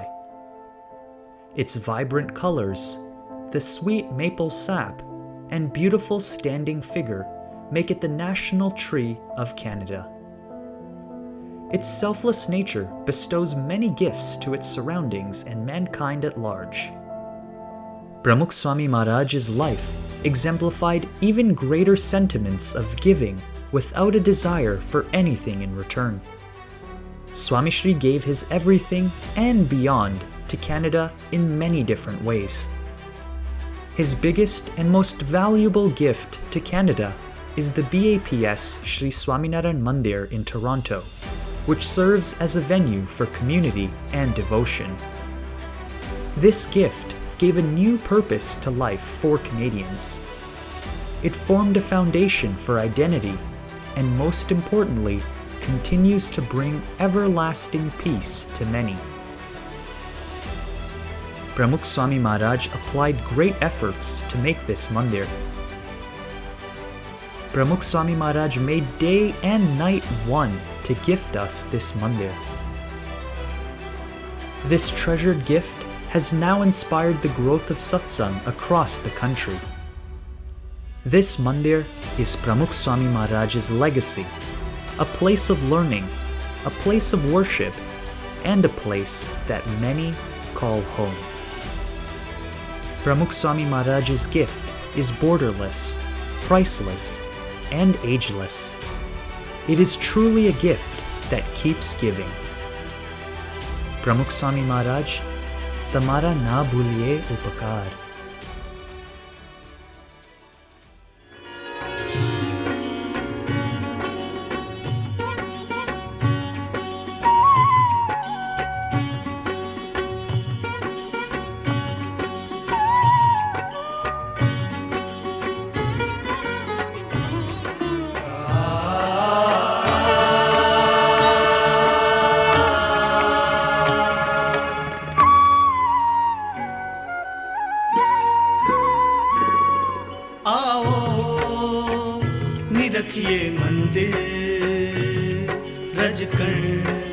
पवित्र गाथा गाती आओ निरखिए मंदिर रजकण पवित्र गाथा गाती पगतिए पग देता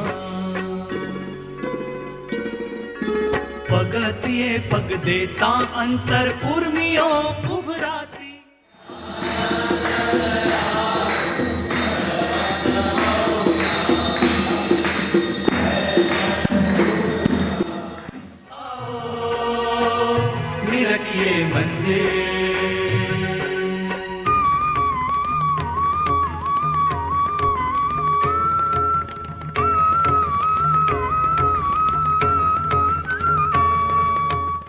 like to commend this organization for the role you've played over the years in fostering peaceful coexistence among all communities through heightened understanding and cooperation while preserving heritage and faith. અક્ષરરૂપ થઈને પુરુષોત્તમની ભક્તિ કરવી એટલા માટે આપણે અક્ષર પુરુષોત્તમની મૂર્તિ પધરાવી છે. અક્ષરરૂપ થવાનું પુરુષોત્તમની ભક્તિ કરવાની.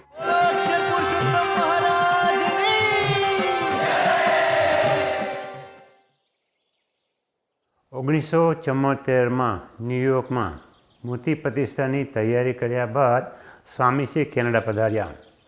અત્યારે ટોરન્ટોમાં જે ભવ્ય શિખર મંદિરના આપણે દર્શન કરી રહ્યા છે એનો સૌથી પહેલો સંકલ્પ સ્વામીશ્રીએ 28 જુલાઈ 1974ના દિવસે જયંતિભાઈ ક્ષત્રિયને ઘરે કર્યો.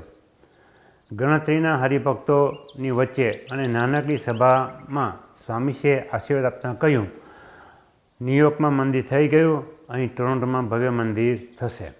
74માં બાપાએ એમની પધરામણી વાસ્તે તૈયારી કરી. ભગવાનજીભાઈ માન્યા હતા એટલે ભગવાનજીભાઈ બધું નક્કી કર્યું અને તૈયારી કરી. અમારે એપાર્ટમેન્ટમાં થોડું ડેકોરેશન કર્યું હતું. પછી કાર્ડબોર્ડ બોક્સમાં ડેકોરેટ કરી અને લાઇટો બાઇટો બધું અને સુંદર રીતે સજાવટ કરી હતી. અને ઘર રૂમમાં પણ એવી જ રીતે રાખ્યું હતું સજાવટ કરીને. હું ને બાપા બે આગળ નીકળી ગયા હતા અને ઘરમાં અંદર આવ્યા અને બાપા સીધા રૂમ બાજુ ગયા અને જોયું કે આ તો બહુ સરસ છે, કદાચ એમને લાગ્યું હશે. પછી એમણે મંદિર નજીક ગયા અને જોયા, દર્શન કર્યા મહારાજના, અને પછી ઊભા થતાં થતાં બોલ્યા કે ટોરોન્ટોમાં મંદિર થઈ ગયું. સ્વામી બાપા જ્યારે 1994માં કેનેડા પધારેલા ત્યારે ખાલી મંદિર બનાવવાનો સંકલ્પ જ નહોતો કર્યો, પણ ક્યાં મંદિર બનાવશે એ પણ એને ખ્યાલ હતો. 1994માં મને પ્રમુખ સ્વામી મહારાજને જયંતિભાઈ ક્ષત્રિયના ઘરેથી આપણું જે બ્રોકપોર્ટ ડ્રાઈવ ઉપર મંદિર છે ત્યાં લઈ જવાની સેવા મળી હતી. એટલે કારમાં જતા જતા વાતચીત કરતાં સ્વામી બાપાને મેં કીધું કે બાપા મારે ઘર લેવું છે, પણ કયા એરિયામાં લેવું અત્યારે પ્રશ્ન છે. એટલે એ જ વખતે મારી ગાડી છે ને હાઈવે 27 અને રેક્સડેલ બુલવાર્ડના ખૂણા ઉપર રેડ લાઇટ ઉપર ઊભી રહી, અને ત્યારે સ્વામી બાપાએ જમણા હાથેથી આમ લટકું કર્યું હમ્બરવુડ બુલવાર્ડ તરફ, અને એમ કીધું કે આ એરિયામાં ઘર લેજો તો મંદિરે ચાલીને જવાશે. એટલે મને હવે નવાઈ શું લાગી કે હજુ તો આપણું બ્રોકપોર્ટ ડ્રાઈવવાળું મંદિર ઘણું દૂર હતું, અહીંથી તો ત્યાં ચાલીને જવાય એવું હતું નહીં. તો પણ સ્વામી બાપાના શબ્દમાં અમે વિશ્વાસ રાખ્યો, અને પછી 1995માં અમે જે સ્વામી બાપાએ એરિયા કીધો હતો ને એ જ એરિયામાં અમે પછી ઘર લીધું. અને પછી 1996માં જ્યારે આપણે નવા શિખબદ્ધ મંદિરની જમીન આપણે એનું નક્કી થયું ત્યારે અમને બધાને આશ્ચર્ય થયું મારા ફેમિલીમાં કે એ જમીન ક્લિયરવેલ ડ્રાઈવ ઉપર લેવાની છે, અને એ જે નવી જગ્યાથી ત્યાં અમે ઘરેથી ચાલીને જઈ શકાય એવું હતું. અને ત્યારે અમને બધા એને શબ્દ યાદ આવ્યા કે મંદિરે ચાલીને જવાશે. આજથી વર્ષો પહેલાં જોઈએ તો લગભગ આપણે શરૂઆત સત્સંગની કરી ત્યારે કેનેડામાં આપણી પાસે પેલા 2 યુનિટ વેરહાઉસ અને પછી 3જું યુનિટ ને પછી 4થું બાય કરવાના પ્લાન કરતા હતા. તે વખતે લગભગ આપણી પાસે 150-200 હરિભક્તો હશે, અને એવી પરિસ્થિતિમાં સ્વામી બાપાનું દૃષ્ટિકોણ એવો હતો કે આખા કેનેડામાં આટલા બધા હરિભક્તો થશે, આટલા બધા ઇન્ડિયનની વસ્તી થશે, તો તે વખતે આવું શિખરબદ્ધ મંદિર થાય, આવી જબરજસ્ત મોટી હવેલી થાય, એમાં 2-5 હજાર માણસો બેસી શકે, એ પ્રમાણેનું એમનું આખું દૃષ્ટિકોણ હતું. ઘણા વર્ષના પ્રયત્ન પછી 1996ની સાલમાં સંસ્થાને બધી જ રીતે સાનુકૂળ પડે એવી એક જમીન આપણા ધ્યાનમાં આવી, અને તેની રજૂઆત પરમ પૂજ્ય સ્વામીશ્રી સમક્ષ આપણે કરી. ક્લિવલેન્ડ મંદિરની પ્રતિષ્ઠાનો ઉત્સવ હતો. ઘણા હરિભક્તો આવ્યા હતા. સ્વામીશ્રી પણ અત્યંત વ્યસ્ત હતા, છતાં અમારી સાથે મળવા માટે તરત સમય કાઢી આપ્યો. કેનેડાથી લાભ લેવા આવેલા તમામ હરિભક્તોની હાજરીમાં સ્વામીશ્રી સાથે મિટિંગનું આયોજન થયું. રાતનાની વેહ જાજા એવું છે. અમારે બહુ મિટિંગ બહુ મળનારા છે ને આપણે બધાએ ખૂબ સ્વામીએ લાભ આપ્યો છે કે ને આમ અઢળક અઠવાડિયા સુધી. એટલે બીજી કોઈ વાત કરવાની નથી. બાપાનો સંકલ્પ છે કેનેડાની અંદર આપણું સર્વોપરી મંદિર થાય, અને બધાએ ખૂબ બધાને કથાવાર્તા ખૂબ થઈ છે. લોયાનું તીસું બધાએ લગભગ નિરૂપણ કર્યું હતું કે ભગવાન અર્થે શું ન થાય, અને અર્થે સર્વસ્વ કહે છે કે ત્યાગ કરે. તો આપણે કેટલા વર્ષનો પ્રોજેક્ટ છે? 2 વર્ષ થશે આપણે, એટલે એ રીતે હપ્તે હપ્તે આપવાના છે. એટલે જમીન પણ મોટી લેવાનો સૌનો સંકલ્પ છે, અને આખા કેનેડા દેશનું હેડક્વાર્ટર તો ટોરન્ટો જ છે. એટલે ત્યાંથી બધું ઠેઠ વાનકુવરથી માંડીને આમ આપણે મોન્ટ્રીયલ સુધી ફર્યા હતા. ત્યાં બધે આપણે મહાપૂજામાં પણ સંકલ્પ કરેલો હતો. તો આપણે બાપાએ આપણે આશીર્વાદ પણ આપેલા કે બધાના દેશકાળ ખૂબ સારા થાય, અને બધું નિષ્ઠાવાળું મંડળ છે. એટલે એ રીતે બાપાને વ્યક્તિગત મળી અને આપણે બધાએ સંકલ્પ કરીશું. આપણે બધાએ ખાસ પ્રેમથી ઉત્સાહથી આપણે જમીનની વાત ચાલે છે, અને લેવાઈ જાય એટલે પછી આપણે આ જગ્યા પકડી પડે છે. એટલે મોટી જગ્યા મળે બધા વિચાર છે, બધા જાણો છો, આમાં સૌને ખબર છે, અને જમીન માટે બી પ્રયત્ન ચાલે છે. તો આપણે એ પ્રમાણે જો જગ્યા મળી જશે અને ત્યાં આગળ આપણું કામ મોટું મંદિર થાય તો બધાને શું થાય કે આ જરા અગવડ સગવડ પડે છે એટલે સારું થઈ જાય. દાદો 2-3 વર્ષથી વિચાર 4 વર્ષથી ચાલે છે. બરાબર, જે જમીનનો કંઈ નક્કી થાય એવું લાગે છે અને થઈ જશે ભગવાન જાય વાંધો નહીં આવે.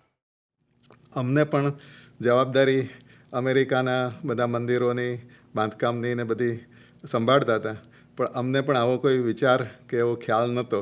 અમને તે વખતે એમ કે ભાઈ આ નાનું વેરહાઉસ છે અને એમાંથી કદાચ બહુ તો તે વખતની પરિસ્થિતિને ધ્યાન રાખતા એવું લાગતું કે કદાચ ત્યાંની કેપેસિટી $4-5 મિલિયન એવું કંઈક 10-15-20 હજાર સ્ક્વેર ફૂટનું મંદિરનું બાંધકામ થાય, અને એવું અમારા ટ્રસ્ટીઓમાં આવો વિચાર ચાલતો હતો.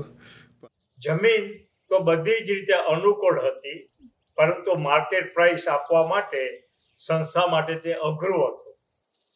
મારા 30 વર્ષના રિયલ એસ્ટેટના અનુભવ પ્રમાણે આ જમીન લિસ્ટેડ પ્રાઇસ કરતાં ઓછામાં મળે એ શક્યતા જ નહોતી. હવે આ બધો જે સોદો છે ને, આપણા અત્યારના જે પ્રેસિડેન્ટ છે ને ચંદ્રકાંતભાઈ સચદેવ, એ બધી આ બધો સોદો બધું કરતા હતા.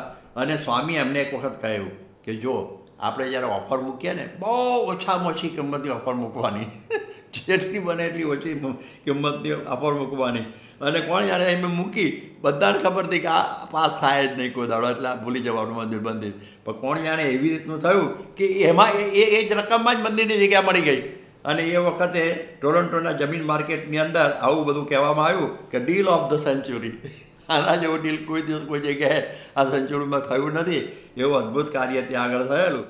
સ્વામીશ્રીની પ્રેરણા અને પુરુષાર્થથી ફક્ત 2 વર્ષના ટૂંકા ગાળામાં જ 2004ની સાલમાં હવેલીનું બાંધકામ પૂર્ણ થયું, અને હવેલીનું ઉદ્ઘાટન અને હરિમંદિરની પ્રતિષ્ઠા ઉત્સવ સ્વામીશ્રીના સાનિધ્યમાં ઉજવાયો.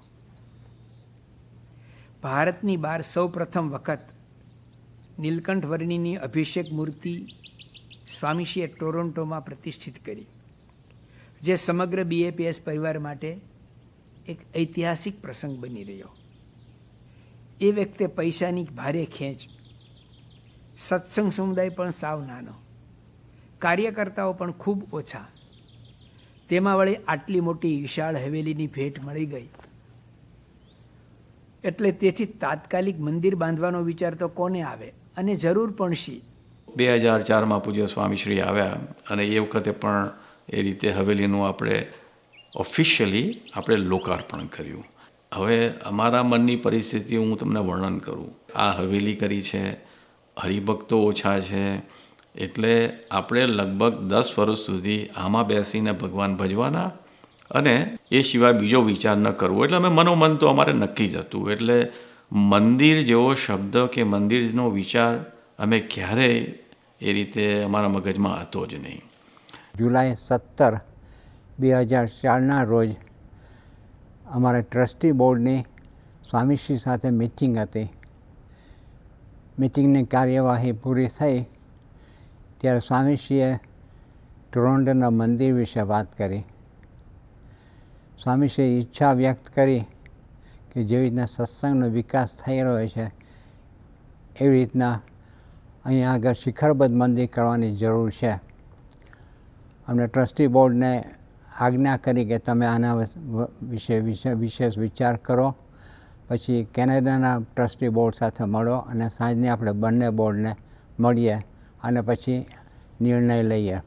સ્વામીશ્રીના મનમાં મંદિરનો પ્લાન ખૂબ જ સ્પષ્ટ હતો.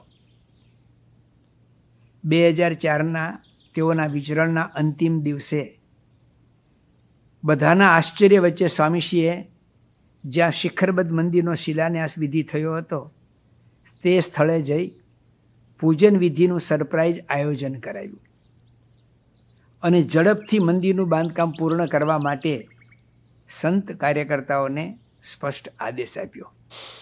ડિસેમ્બર 31 રાત્રે 11:30 વાગે મારા ઘરમાં, હું બેઝમેન્ટમાં નાની ઓફિસ હતી, અત્યારે તો ત્યાં રહેતો નથી, ત્યાં આગળ હું સત્સંગલક્ષી જ કામ કરતો હતો, અને ફોન આવ્યો. એ સ્વામીનો વિચાર કંઈ અલગ જ હતો. પોતે જ્યારે 31મી ડિસેમ્બર 2004ની અંદર આ પ્રમાણે બેકગ્રાઉન્ડમાં જ બધી વ્યવસ્થા સ્વામી કરી દીધેલી. આ નરેશભાઈને ફોન કરીને જણાવ્યું કે મંદિર માટે પથ્થર જોઈએ ને, એ અમદાવાદ અક્ષય મુનિ સાથે વાત મારે થઈ ગઈ છે, અને પથ્થરની રકમ ઇન્ડિયા તમે મોકલાવી દેજો. મને કે મોકલાવીને પછી મને ફોન કરજે. એટલે મેં કહ્યું કે બાપા, અમારે હજુ ફેબ્રુઆરીમાં તો મિટિંગ છે, અને મિટિંગ પછી નક્કી થવાનું છે અમારે આગળ વધવું કે ના વધવું, અથવા કેવી રીતે આગળ વધવું. એટલે એ રીતે હું વિચારતો હતો. મને કે ના, એમ કર ને કે તું એ લોકોને કહી દે, અને પછી મને પાછો ફોન કર. એટલે એમને કોઈ પણ કારણોસર એ રીતે આગ્રહ કર્યો, અને પછી એ રીતે બાપાએ ફરી એકવાર 2004માં એમ કહું તો ચોથી વાર મંદિર કરવું જ છે, અને એમના મગજમાં જે ટાઈમલાઈન હતી એ પ્રમાણે મંદિર થાય એના માટેનો એમણે દરેક પગલે પગલે એ ખ્યાલ રાખ્યો. મંદિર બંધાતું ત્યારે લગભગ દરરોજ રાતના 12-1 વાગ્યા સુધી કાર્યકર્તાઓ સાથે મિટિંગ થાય. કેટલું કામ થયું, કેટલું બાકી છે, કેટલો ખર્ચ થશે, કેટલી આવક આવશે, આની દરરોજ ચર્ચા થાય. અને આ બધી ચર્ચાને અંતે બધાને ખ્યાલ સ્પષ્ટ આવી ગયો કે આ મંદિર પૂરું કરવું એ આ મંડળના ગજા બહારની વાત છે. કારણ મંડળ ખૂબ નાનું, સત્સંગી ઓછા, કાર્યકર્તાની સખત ખેંચ અને આવક તો સાવ ઓછી, તેમાં પણ સખત નાણાં ભીડ. આ બધાને ધ્યાનમાં રાખીને વર્ષોથી આ કારભાર સંભાળતા અનુભવી સમિતિના સભ્યોએ, બાંધકામ સમિતિએ મંદિરમાં કેટલીક વસ્તુ પાછળથી થઈ શકે એનું એક લિસ્ટ બનાવ્યું અને ટોરોન્ટો મંદિર કેનેડા મંડળને આદેશ અપાયો કે હમણાં આટલી વસ્તુ નથી કરવી, જેથી કરીને મંદિરનો ખર્ચ બચે, જેમાં સિંહાસન, મૂર્તિઓ, કમાન, તોરણ, કાર્વિંગ વગેરે 10 જેટલા મુદ્દાઓ હતા. 2005માં કેનેડાથી હું ને પૂજ્ય જ્ઞાનપ્રિય સ્વામી ભારત ગયા હતા. મે જૂન દરમિયાન ભાવનગરમાં પરમ પૂજ્ય સ્વામી બાપા સાથે અમારી મુલાકાત હતી. લગભગ 3 મીટિંગ કરવામાં આવી હતી, મોટે ભાગે ટોરોન્ટો મંદિર બાંધકામ. ને એમાં એક મિટિંગમાં પૂજ્ય જ્ઞાનપ્રિય સ્વામી એક લિસ્ટ કાઢ્યું, જેમાં possible items we can cut in the mandir project to lower the cost, કે જો ઇનફ ફંડ્સ ના હોય we can put it in the parking lot. એમાંની એક આઇટમ મેં બાપા આગળ રજૂઆત કરી. મેં કીધું, બાપા, આપણું જે હરિમંદિર છે અત્યારે હવેલીની અંદર, એમાં બહુ સુંદર લાકડાનું સિંહાસન છે, ને આપણું આ શિખર મંદિર થાય છે, તો અમે એવું વિચાર્યું જ કે એમાં પણ લાકડાનું સિંહાસન થાય તો વાંધો નહીં, સરસ સુંદર છે. જે મેં વાક્ય પહોંચ્યું, બાપા તરત જ કે ભગવાન તો સુવર્ણ સિંહાસનમાં જ બેસશે, એમને લઈને તો આ બધું છે, સર્વ કરતા તેવો જ છે. આ વાક્યમાં it was so clear why Pramukh Swami Maharaj was building અ મંદિર. એમની પરાભક્તિ ફોર ભગવાન, કેટલો વિશ્વાસ એમને ભગવાનમાં. પછી મેં કીધું, બાપા, ખર્ચ બહુ થશે, પૈસાની તકલીફ છે, પણ જો આપ પ્રવેશ કરો તો કામ થાય. ત્યારે બાપા છે ને એકદમ ભાવમાં આવી ગયા અને કહે, પ્રવેશ છે ને એકલે તો થાય છે, યોગીજી મહારાજ, શાસ્ત્રીજી મહારાજનો પ્રવેશ છે, એમના વગર તો અશક્ય છે. સ્વામીશ્રીએ અમારા તમામ મુદ્દાઓ શાંતિથી સાંભળ્યા અને યોગ્ય માર્ગદર્શન આપ્યું. મંદિર નવું થાય છે તો સિંહાસન અને મૂર્તિ તો નવા જ હોવા જોઈએ, અને તોરણ, રૂપકામ કે માર્બલના ફ્લોરિંગ વગરનું મંદિર કેવું લાગે. મહારાજ સ્વામી બેઠા છે ને બધું જ પૂરું થઈ જશે. છેલ્લે જ્યારે મિટિંગ પૂરી થઈ ત્યારે સ્વામીશ્રીએ પૂજ્ય નીતિવિવેક સ્વામી તથા મારા માથા પર ગુલાબના 3 પુષ્પ મૂકી અને આશીર્વાદ આપ્યા કે જાઓ, મંદિર નિર્વિઘ્ન પૂર્ણ થશે, પ્રતિષ્ઠા ધામધૂમથી થશે અને બધે જય જયકાર થઈ જશે. બાપાના આશીર્વાદ લઈને અમે જ્યારે ઊભા થયા ત્યારે અમારી ચિંતા, સ્ટ્રેસ બધું જ ગાયબ થઈ ગયું. અમે ફૂલ કરતા હળવા ફૂલ થઈ અને બહાર નીકળ્યા. બાપાએ ડગલે ને પગલે સુંદર સૂચન અને માર્ગદર્શન આપ્યું છે. એક ફેર બાપા મને કે, તું શેનો બેસી રહ્યો છે? આ ફોન કોલ કર્યો તો એમને ફોન ઉપર, તું શેનો બેસી રહ્યો છે? બહાર જઈને વાત કર ને. એટલે મારા મનમાં થયું, બહારે કોને, શું, કઈ વાત કરવાની? આ તો ઇન્ડિયા થોડું છે, આ તો કેનેડિયન્સ બધા બહાર હોય ને, આમે આપણને શરમ આવતી હોય ને.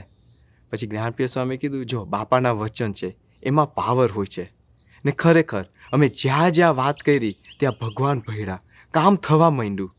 નો વન ન્યૂ અબાઉટ BAPS, પણ મંદિર માટે બધાએ, ત્યાં કેનેડિયન લોકલ હોય કે ભારતથી આવ્યા હોય, બિન સત્સંગી, બધાએ સેવા કરી. ખરેખર આમાં ખબર પડે કે ભગવાન ને સ્વામીનો પ્રવેશ જ હતો. મંદિરની પ્રતિષ્ઠા થઈ ત્યાં સુધી સ્વામી બાપાએ દરેક મુશ્કેલીમાં સાથે જ ઊભા રહ્યા. પત્રથી, ફોનથી સતત માર્ગદર્શન આપતા જ રહ્યા અને મદદ પણ કરતા રહ્યા. એમની વિશેષતા જ એ કે તેઓ પહેલાં આપણને સાંભળે, આપણા પ્રશ્નોને સમજે અને પછી એને માટે જે કંઈ કરવું ઘટે એ બધું જ કરી છૂટે. અને તેથી જ ટોરોન્ટો મંદિરની પ્રતિષ્ઠા ન ભૂતો ન ભવિષ્યથી કલ્પનાતીત થઈ ગઈ. સમગ્ર કેનેડા દેશમાં ડંકો વાગી ગયો. આ હર્ષોલ્લાસમાં જ અમે કેટલાક મુખ્ય કાર્યકર્તાઓ મોડી રાત સુધી જાગીને હિસાબ કિતાબ જોયો, સિલક જોઈ અને પછી બીજે દિવસે બાપાની રૂમમાં બાપાને મળવા માટે ગયો. કૃતજ્ઞ ભાવે મેં બાપાના પગ પકડી લીધા. મારી આંખમાં આંસુ હતા. બાપા, ખરેખર આપની કૃપાથી જ, આપણા આશીર્વાદથી જ આ કાર્ય શક્ય થયું, નહીંતર આ શક્ય જ ન બને. સ્વામીશ્રી મારી સામે કરુણા દૃષ્ટિથી જોઈ જ રહ્યા. તેમની કૃપાથી, એમના આશીર્વાદથી, એમના પુરુષાર્થથી થયું હોવા છતાં સ્વામીશ્રી મને કે મેં ક્યાં કર્યું છે? ભગવાનની ઈચ્છાથી, શાસ્ત્રીમાં, યોગીજીમાંના આશીર્વાદથી થયું છે. પ્રમુખ સ્વામી મહારાજે આ ટોરોન્ટોની અંદર જે આપણને મંદિર આપ્યું છે ને, ખરેખર કહીએ તો અગેન્સ્ટ ઓલ ઓડ્સ, કોઈ પણ શક્યતા નથી કે આ મંદિર બની શકે, પણ અંતરમાં એટલી ભાવના જરૂર હતી એમના જીવનમાં કે આ મંદિરથી સદાચારી જીવન જીવી શકે બધા, ધર્મ, જ્ઞાન, વૈરાગ્ય, ભક્તિ, આ સદ્ગુણો બધા કેળવી શકે અને પોતાનું જીવન ઉન્નત બનાવે. બસ આ એક જ ભાવના હતી. કેનેડામાં વસતા તમામ સત્સંગીઓ અને અસંખ્ય ભાવિકો આ મંદિરની આ ફલશ્રુતિને આજે પણ અનુભવી રહ્યા છે. From 2007, when we opened this magnificent temple, I have made this temple and the Mandir my second home. And most of the devotees here know that they see me every week, especially on Thursdays.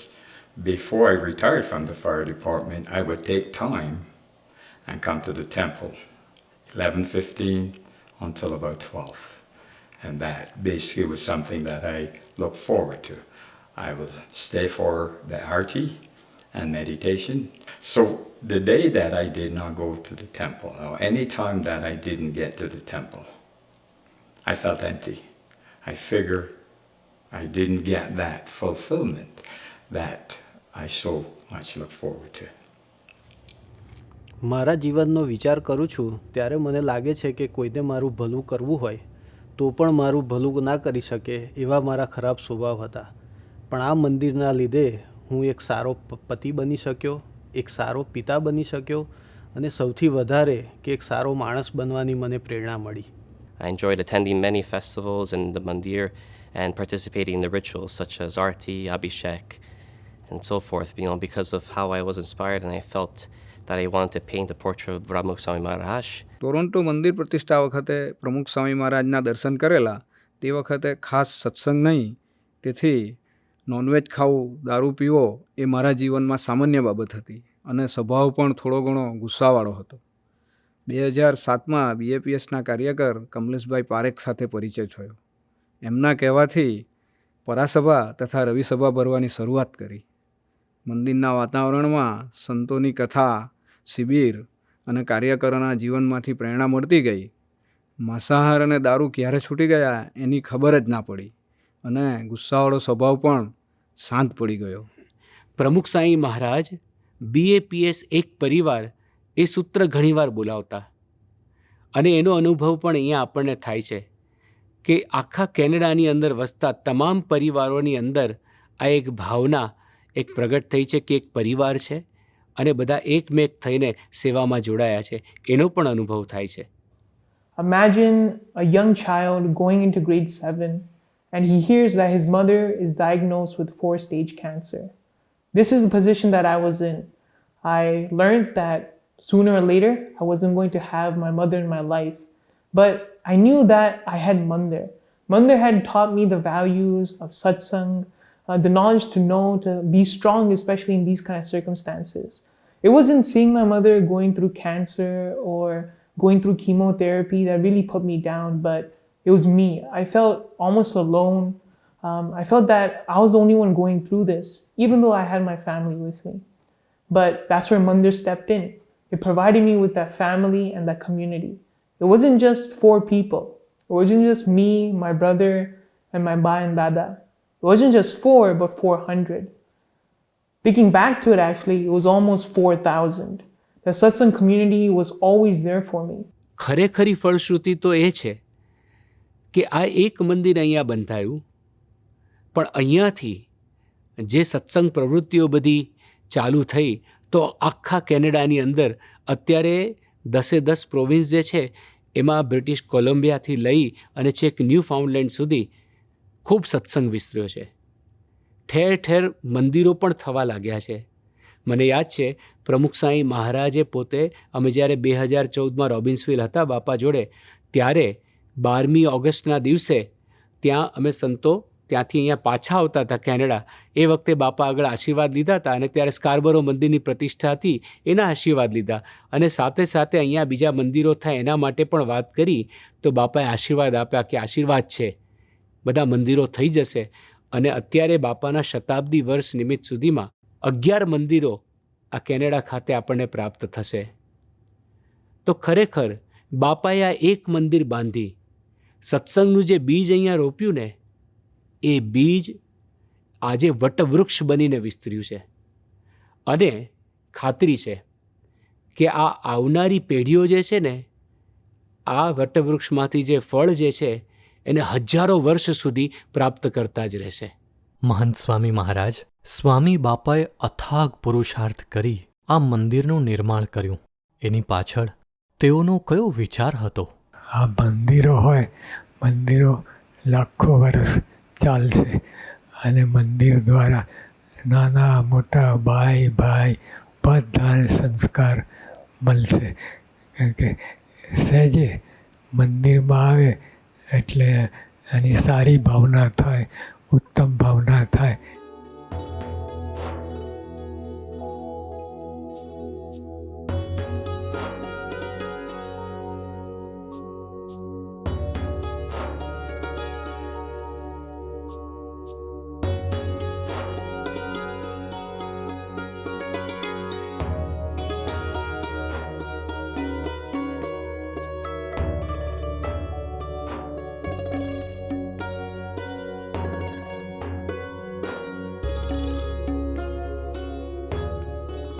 હે સ્વામી બાપા, આપ વિરાટ વૃક્ષ બનીને ઝૂક્યા અને આખા કેનેડાના સત્સંગ સમાજને દિવ્ય મંદિર રૂપી ફળની ભેટ આપી. અતિશય નિસ્વાર્થ ભાવે, કોઈ પણ અપેક્ષા સિવાય આપના આ અનંત ઉપકારોનું ઋણ ચૂકવવા આજે અમે સૌ કટિબદ્ધ થઈએ છીએ. અમારું હૃદય શુદ્ધ થાય તેવી સાધના કરીશું. આપનો સંદેશ ઘર ઘર જન જન સુધી પહોંચાડીશું. પલ પલના સંગાથનો સ્વામી ના ભૂલીએ ઉપકાર. સ્વામી ના ભૂલીએ ઉપકાર. સ્વામી કરુણા અપરંપાર.